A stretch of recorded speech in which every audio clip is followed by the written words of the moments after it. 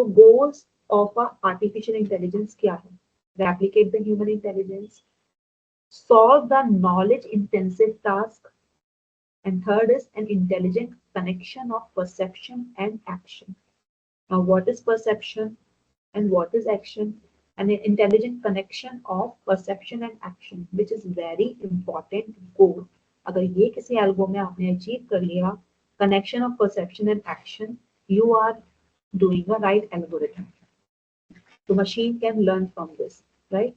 Now, another goal of artificial intelligence, we are talking about building a machine which can perform tasks that require a human intelligence, such as proving a theorem, playing a chess, plan some surgical operations, driving a car in a traffic.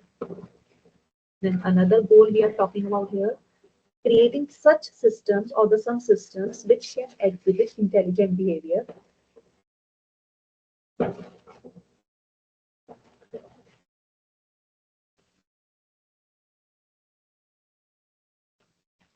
Learn new things by itself, demonstrate, explain, and can advise to its user.